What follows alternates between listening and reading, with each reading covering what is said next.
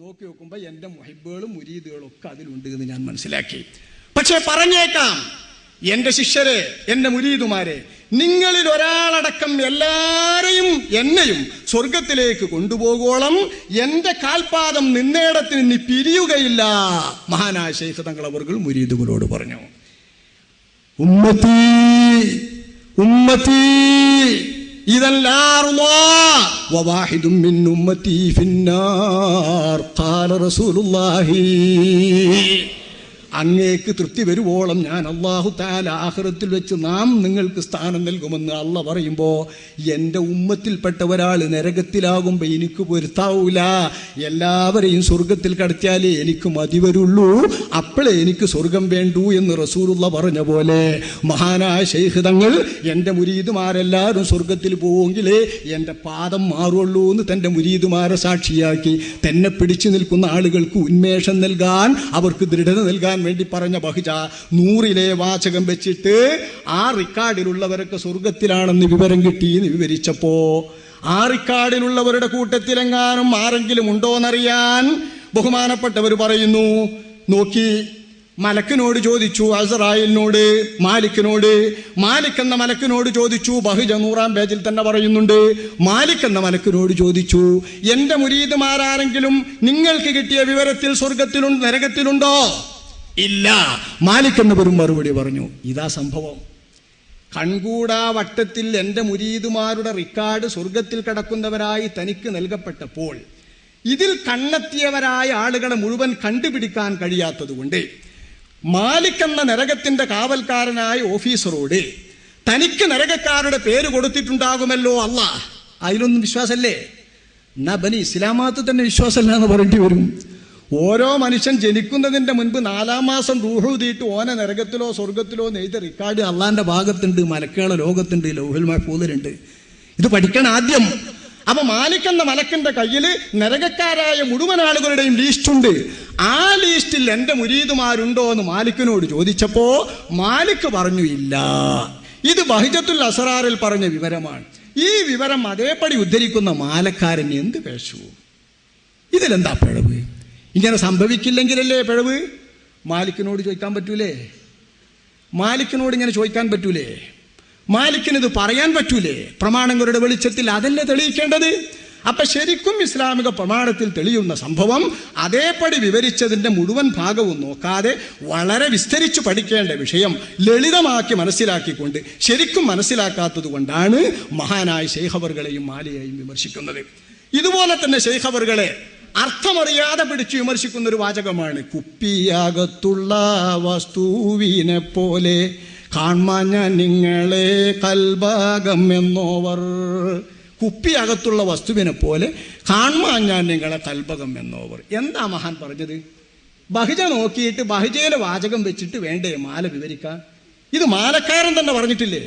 ബഹിജയുടെ 24-ാം പേജിൽ മഹാൻ പറയുന്നു, ലൗലാ ലിജാമു ശരീഅത്തി അലാ ലിസാനി ലഅഖ്ബർതുകും ബിമാ തഅകുലൂന വമാ തദ്ഖിറൂന ഫീ ബുയൂതികും അൻതും ബൈന യദയ്യ കൽ ഖവാരീർ തുറാമാ ഫീ ബവാതിനികും വളവാഹിരികും എന്ന് മഹാനായ ശൈഖ് തങ്ങൾ അവർകൾ തന്റെ ഒരവസ്ഥയിൽ താനും ശിഷ്യന്മാരും ഇരിക്കുമ്പോൾ വൈബിന്റെ ലോകത്ത് വെച്ചിട്ട് അദ്ദേഹത്തിന്റെ മനസ്സിലേക്ക് വന്ന വെളിച്ചം കൊണ്ട്, തേജസ് കൊണ്ട്, ആ വെളിച്ചം കിട്ടിയ കൽബിന്റെ പ്രഭാപൂര വലയത്തിൽ അവിടെ സന്നിഹിതരായ മുഴുവൻ ആളുകളുടെയും ഹൃദയത്തിന്റെ അറയിലുള്ളത് കുപ്പിന്റെ അകത്തുള്ളതുപോലെ കണ്ടപ്പോൾ മഹാനർ വിവരിച്ചതാണ്, ശരീഅത്തിന്റെ വിലക്കില്ലെങ്കിൽ നിങ്ങളുടെ ഒക്കെ മനസ്സിലുള്ളത് ഞാനിപ്പോൾ പറയുമായിരുന്നു. പറഞ്ഞിട്ടില്ല, വലൗലാ ലിജാമു ശരീഅ അലാ ലിസാനി, ശരീഅത്ത് എന്റെ നാക്കിന് കടിഞ്ഞാനിട്ടിട്ടില്ലായിരുന്നുവെങ്കിൽ കണ്ണിൽ കണ്ടതൊക്കെ വിളിച്ചു പറയരുതടോ, കൽബിൽ തെളിയുന്നതൊക്കെ പറയാനുള്ളതല്ലടോ. അത് പറയണം. കൽബിൻ്റെ അകത്ത് തോന്നുന്ന ഖാത്തിർ ബന്നങ്ങനെ പോകുകയാണെങ്കിൽ കുറ്റം കിട്ടൂല. മാലം യതഹദ്ദസ് ബിഹി ഖാല റസൂലുള്ളാഹി, പറഞ്ഞാൽ ചിലപ്പോൾ കുറ്റം കിട്ടും, പറഞ്ഞാൽ കുറ്റം കിട്ടും. നടക്കുന്ന ഒരാളിങ്ങനെ പോകുമ്പോൾ ഓനിപ്പോൾ ആ പെരയിന്ന് പോണത് തോന്നുമല്ലോ ചിലപ്പോൾ നമുക്ക് ഏതോ ഒരു വീട്ടിൽ നിന്ന് അന്തിപ്പാതിരാക്കൊരു മൂലേര് ഫാത്തിഹ ഓതി പോവുക.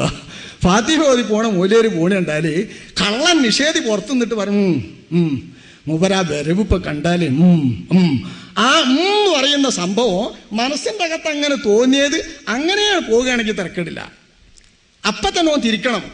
ഇതിപ്പം വ്യഭിചരിച്ച് തന്നെ പോകുകയാണ് എന്ന് എൻ്റെ മനസ്സിൽ വിധി എഴുതുന്നത് തെറ്റല്ലേ, കുറ്റല്ലേ?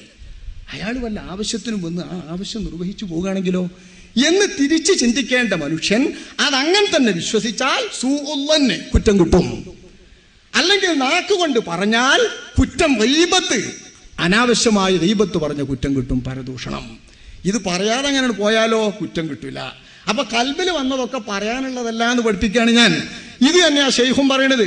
വലൗലാ ലിജാമു ശരീഅത്തി അലാ ലിസാനി, എന്റെ നാക്കിന് ശരീഅത്ത് വിലങ്ങിട്ടിട്ടില്ലായിരുന്നുവെങ്കിൽ, ശരീഅത്തിന്റെ കടിഞ്ഞാനില്ലെങ്കിൽ, ലഅഖ്ബർതുകും ബിമാ തഅകുലൂന വമാ തദ്ഖിറൂന ഫീ ബുയൂതികും, നിങ്ങൾ ഈ ഇരിക്കുന്നവർ തിന്നുന്നതും നിങ്ങളുടെ വീട്ടിൻ്റെ അകത്ത് സൂക്ഷിച്ചതുമൊക്കെ ഞാൻ പറയുമായിരുന്നു. അൻതും ബൈന യദയ്യകൽ ഖവാരീർ തുറാമാ ഫീ ബവാത്തിനികും വളവാഹിറുകും, നിങ്ങൾ കുപ്പിൻ്റെ മാതിരിയാണ്. കുപ്പിൻ്റെ ഉള്ളിൽ വെള്ളാണെങ്കിൽ കാണൂലേ, ചായ ആണെങ്കിൽ കാണൂലേ, മറ്റെന്തോ ആണെങ്കിൽ കാണൂലേ, തെളിഞ്ഞ വെള്ളക്കുപ്പി. ആ വെളുത്ത കുപ്പി പോലെ ഉള്ളിലുള്ളത് മുഴുവൻ തുറന്നു തരുന്ന ഹൃദയമാണ് നിങ്ങളുടെ ഹൃദയം. അതുകൊണ്ട് ഹൃദയത്തിലുള്ളതൊക്കെ വേണമെങ്കിൽ ഞാനിപ്പം കാണും എന്ന് ഒരവസ്ഥയിൽ, ആ അവസ്ഥയിലിരിക്കുന്ന മുരീദുമാരുടെ അവസ്ഥ തനിക്കപ്പോൾ വെളിപ്പെടുന്ന വൈബ് വെച്ചിട്ട് ശൈഖ് അവറുകൾ പറഞ്ഞതാണ്. ഇത് എന്നുമുള്ള ശൈഖിൻ്റെ അവസ്ഥയാണെന്ന് തന്നെ ബഹ്ജയിലില്ല. എന്നും ശൈഖ് അതും കണ്ടുകൊണ്ട് ഇങ്ങനെ നടക്കാൻ തന്നെ ബഹ്ജയിലില്ല. മൂപ്പരെ കണ്ണ് എപ്പോഴും അങ്ങനെ തന്നെയാണെന്ന് ബഹ്ജി പറഞ്ഞിട്ടില്ല. ഇത് ഇരിക്കുന്ന സമയത്ത് അപ്പ കുപ്പിയിലുള്ള മാതിരി എല്ലാം കാണുന്നു എന്ന് ആ അവസ്ഥ പറഞ്ഞതാണ്. തൊട്ടടുത്ത അവസ്ഥയിൽ തന്നെ മാറാം, മാറാതെയും ഇരിക്കാം. ആ പറഞ്ഞ വാക്യമാണ് കുപ്പിയകത്തുള്ള വസ്തുവിനെ പോലെ കാൺമാൻ ഞാൻ നിങ്ങളെ കൽഭാഗം എന്നോവർ. നിങ്ങളെ കൽഭകം ഞാൻ കാണുമെന്ന് ആരോട് പറഞ്ഞു, എപ്പം പറഞ്ഞു, എങ്ങനെ പറഞ്ഞു എന്നറിയാതെ വിമർശിക്കാതെ ബഹ്ജയുടെ 24-ാം പേജ് വായിക്കട്ടെ. ആ അവസ്ഥയിൽ പറഞ്ഞത് സത്യമാണ്.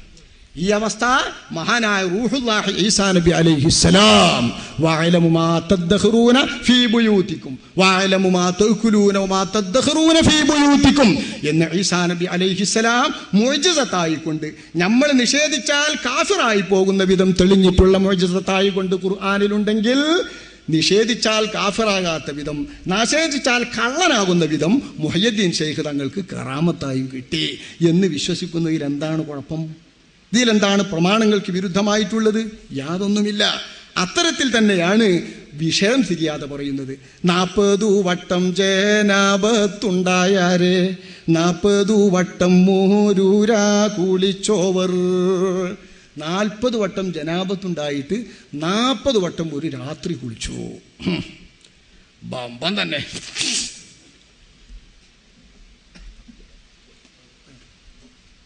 ബമ്പം തന്നെ. നല്ലൊരു സ്ഥീലമ്പടൻ, ഒറ്റാക്ഷേപം. അല്ലാ, പറയാനൊരു പേടിയില്ലപ്പോൾ. ശൈഖ് തങ്ങളിൽ നിന്ന് കേൾക്കുമ്പോൾ തന്നെ ലഅനത്തുല്ലാഹി അലൈഹി എന്ന് പറയുന്ന ഒരാളപ്പോൾ തങ്ങൾ പരിചയപ്പെടുത്തി. ആരോ ഒരാൾ തങ്ങളിപ്പോൾ പോയി വന്ന സ്ഥലത്തുണ്ട്, ഇന്നലെ പോയ സ്ഥലത്ത് ഉണ്ട് എന്ന് പറഞ്ഞു. ലോകം ശൈഖ് തങ്ങളെ പേര് കേൾക്കുമ്പോൾ എല്ലാവരും റളിയല്ലാഹു അൻഹു ഖദ്ദസല്ലാഹു എന്ന് പറയലോ. അപ്പം ഇയാൾ വാശിയുണ്ട് ലഅനത്തുല്ലാഹി അലൈഹി എന്ന് പറയുന്നു. അയാളുടെ നാട്ടിൽ എന്നിട്ട് ആ മൂലേര് പാവം ശൈഖ് തങ്ങൾ എന്ന് പറയാറിയല്ലോ.